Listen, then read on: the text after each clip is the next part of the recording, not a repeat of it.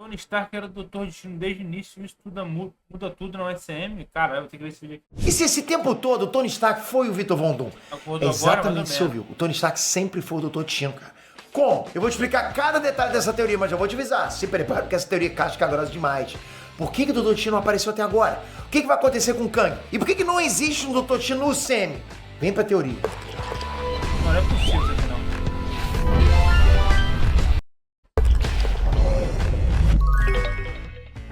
Inés Trunks, Peter aqui. Bom, esse é o primeiro teaser, né? Vingadores Doomsday que tá chegando, galera. Começou a contagem regressiva, hein? E agora começa a chuva de teorias. E é claro que não poderia deixar a minha teoria de fora, cara, na boa. Essa aqui vocês vão pirar. Tony Stark sempre foi o Dr. Destino e você não viu. Tô falando, sua visão não é boa, que nem a minha visão é ótima. Na boa, cara, eu reassisti muita coisa no SEMI só pra escrever essa teoria, de verdade. Fiquei vendo várias coisas ali só pra poder trazer pra vocês. Então fique ligado, porque ela vai explodir tua cabeça. E vai explodir mais ainda quando você perceber que dá pra você começar 2026 com o teu segundo salário.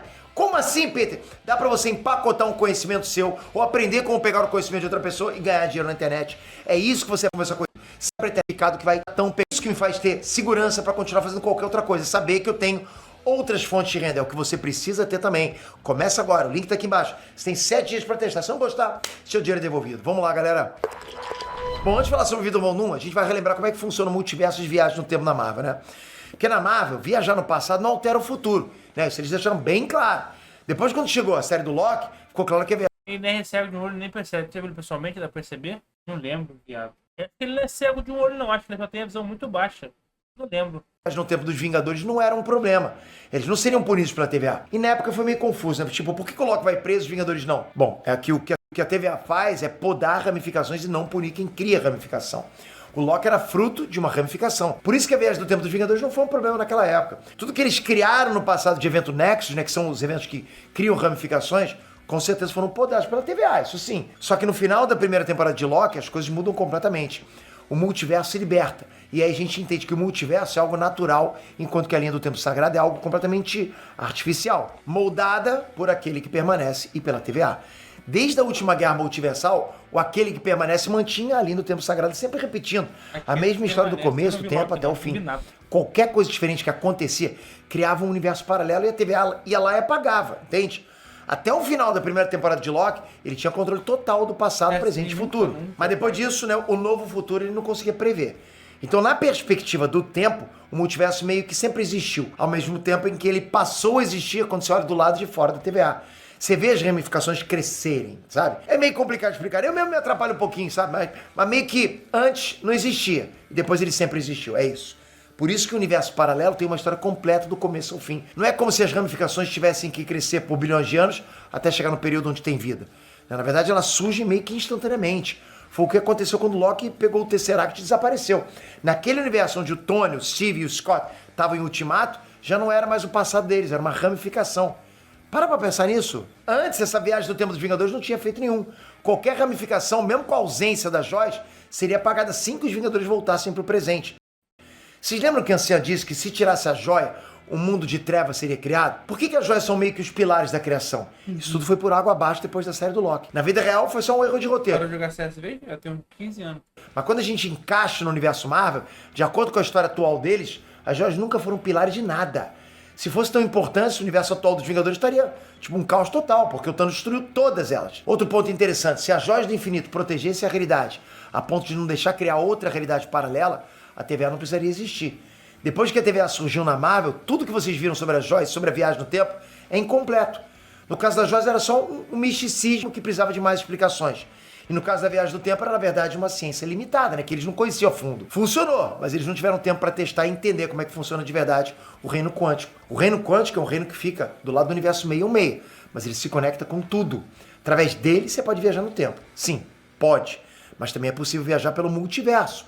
O Kang caiu lá, e o Kang era de outro universo, e não do universo 616. A melhor explicação é que esse novo universo nasce no universo 616, e por isso tudo é possível. Bom, o ponto é que com a existência do multiverso, todos os eventos nexos da história da linha do tempo sagrado agora era um universo novo. E desse universo surgiram outros universos.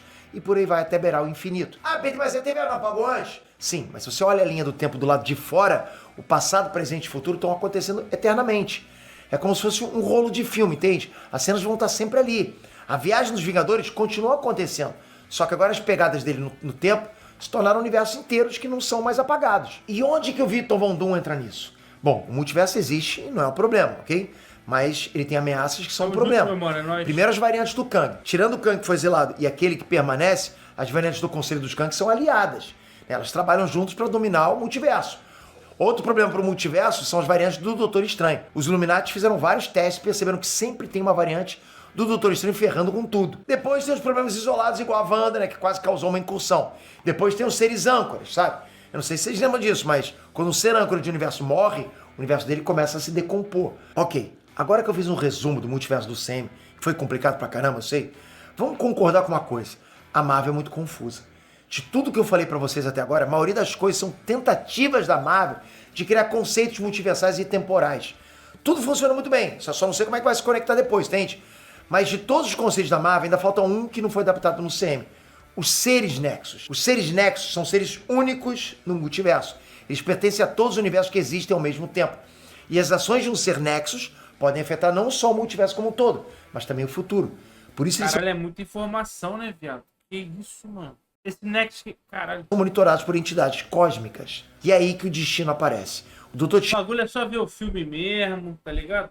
Destino poderia ser um ser nexus no CM. O filme se diverte, vai embora do cinema. A Marvel poderia aproveitar esse conceito dos quadrinhos para inserir o destino como uma ameaça natural do multiverso. E por que não apareceu antes, Peter? Bom, antes só existia a linha do tempo sagrado, entende? Não tinha multiverso para afetar. Sem falar que a TVA monitorava tudo. Mas agora que o multiverso existe, o destino está de volta como um ser nexo. Ah, Peter, mas se ele existe em todas as realidades, por que ele não existe no universo 66? Simples. Porque no universo 66, ele é conhecido como Tony Stark. No universo 66, que antes era a linha do tempo sagrada, a variante do destino sempre foi o Tony Stark. Nessa realidade, ele não conheceu o multiverso, ele foi criado como herói. Ele não se tornou uma ameaça para o universo. Ah, Pedro, mas de onde você tirou isso? Existe uma brecha nos quadrinhos que a Marvel pode usar no CM, de que o Tony Stark é adotado. Nos quadrinhos, ele não é filho biológico do Howard Stark. O verdadeiro filho do Howard Stark é o Arnold Stark. Mas eu não vou entrar nesse detalhe, porque em outro vídeo eu falo do Arnold e vou explicar como é que ele pode aparecer no futuro do Sam. Mas para essa teoria, tanto faz se o Arnold existe ou não. Só o fato do Tony ter sido adotado faz uma diferença gigantesca. Mas Pedro, Vingadores Ultimato, o Howard fala que a mulher dele tá grávida? É, ele fala. Mas ele pode ter perdido o bebê. Vocês lembram que o nome que a Maria Stark queria dar era outro? Se fosse homem, ele ia chamar El Monzo. Esse menino pode ter morrido e em seguida o Howard adotou o Tony. Isso explicaria o fato dele ter uma história diferente do Victor Von Doom verdadeiro. E aí, levando em conta que o universo 66 se tornou o universo principal depois da Primeira Guerra Multiversal e que o Mas é muita loucura os caras pensarem nisso 20 anos atrás. Vai tomar no cu. novo multiverso começou a crescer a partir dele, dá pra dizer que o Tony Stark seria o reboot do destino. Só que agora, né, com o multiverso por aí, o destino existe e ele pode ter ficado sabendo do multiverso quando o Tony Stark morreu. Se o destino for um ser nexo, a morte do Tony Stark pode ter ecoado pelo multiverso e ele percebeu. Como?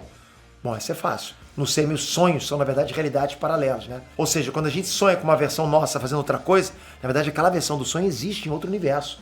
Isso foi explicado em Doutor Estranho no Multiverso da Loucura. Aconteceu com o Doutor Estranho e com a Wanda, né? E vamos explicar outra coisa. O Conselho dos Kangs percebeu que a variante exilada deles foi derrotada. E aí, com isso, pra não perder o controle do multiverso, eles saíram pelo universo matando as ameaças. Se o destino for um ser nexo, com certeza os Kangs saberiam e dariam um jeito de eliminar o máximo de variantes que eles conseguirem. E aí, enquanto o Conselho dos Kangs começa a caçar as variantes pelo multiverso, o destino tem pesadelos com todas elas morrendo pelo multiverso. E o que ele faz? Antes que ele fosse morto por um Kang ou qualquer outra ameaça, ele vai para o multiverso resolver o problema. E é aí que surge Vingadores Doomsday. O primeiro sonho começou com a morte do Stark. Depois ele pode ter sonhado com alguma versão sendo massacrada pelo Conselho dos Kangs. E o que Stark fez quando começou a ter pesadelos com o fim do mundo? Ele criou várias armaduras, inclusive o Ultron, para se proteger. O destino pode ter feito o mesmo, cara, se preparou. E quando um Kang apareceu, ele derrotou o Kang e deu um jeito de viajar pelo multiverso. Nos quadrinhos, o destino pega um pedaço dos cartógrafos que são enviados pelos Beyonders. E junto com o Pensador Louco, ele consegue mapear o multiverso. Resumindo, vamos lá. A teoria é que o destino sentiu a morte do Tony Stark. Sonho direto pro dinossauro, tô fudido. Na outra vida tu era. De várias outras variantes dele. Então ele se Ou em algum outro multiverso existe. Ainda estão os dinossauros vivos. preparou Caralho, seria pica. e foi caçar todas as ameaças multiversais. Mas chega um ponto que ele percebe que não tem mais o que fazer. O multiverso está morrendo. É nessa hora que ele arma um plano para tentar salvar o multiverso e de quebra virar o Deus Imperador do próximo. Será que essa vai ser a ligação do destino com o Tony Stark? O destino é um ser nexo? Ó, tem muita teoria pra vir do canal, né? Mas vou falar pra vocês uma coisa. Se os irmãos russos inventaram de fazer um destino que é a cara do Stark, Eles precisam ter um motivo. Pra mim, o título de Ser Nexus resolveria tudo. Claro, a Marvel faria uma adaptação pra fazer sentido, mas é uma boa forma de conectar os personagens sem mexer nas personalidades deles. O que vocês acharam dessa teoria? Comentem! E não esquece, deixei aqui embaixo o link pra você agora investir em você, cara. Caralho, mas Não deixe o tempo passar. é um nível de detalhe muito absurdo que uma pessoa normal não consegue acompanhar, tipo, eu. 2026 tá chegando. Vai ser mais um ano. Nunca nem sabia de Ser Nexus.